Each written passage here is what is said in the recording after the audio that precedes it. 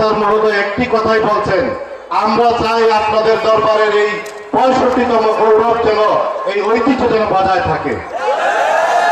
অনেক প্রতিবন্ধক প্রস্তাবনার জন্য দিলাম না, আপনারা সবাই হয়তো বা চিনেন।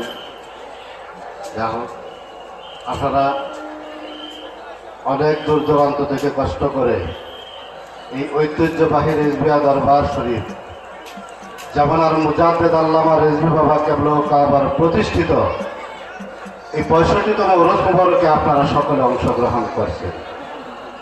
আমি দরবার শরীফের পক্ষ থেকে সকলকে আন্তরিক মুবারকবাদ জ্ঞাপন করছি।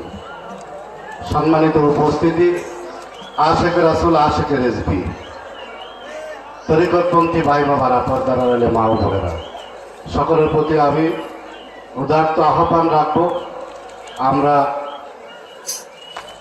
যেন এখন উদ্বোধন ঘোষণা হবে কিছুক্ষণের মধ্যেই, আপনারা সুশৃঙ্খলভাবে দরবার শরীফে অবস্থান করবেন।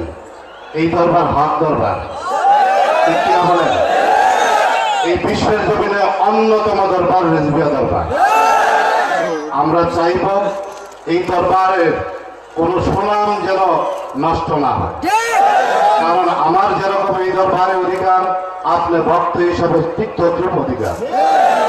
আমি চাইব সকলে স্ব উদ্যোগে প্রত্যেকে সতর্ক অবস্থায় আদবতা বজায় রেখে দরবারে অবস্থান করবেন।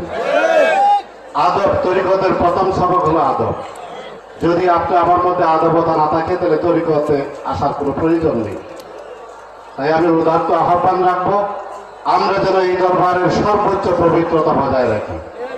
আমি অনুরোধ রাখবো, দরবারের কম্পাউন্ডের ভিতরে কেউ ধূমপান করবেন না। যদি আপনি রেজভি বাবাকে ভালোবাসেন, সদরুল বাবাকে ভালোবাসেন, তিনিদের দ্বারায় আমাদেরকে ভালোবাসেন, উদারত আহ্বান রাখবো, আপনার যদি এই ধরনের অভ্যাস থাকে, অনেক দূরে যে আপনি ধূমপান করবেন, কিন্তু কেউ গাঁজা মদ এই ধরনের কোনো যদি পরিবেশ এই দরবারের কম্পাউন্ডের আশপাশে আমরা জানতে পারি, তাহলে আইনের আওতায় তাদেরকে আনা হবে। আমি সকলকে বললাম, সর্বোচ্চ সতর্ক অবস্থায় এই দরবারের সুনাম পূর্ণ হবে, আমরা কখনো এটা হতে দেব না। এই দরবার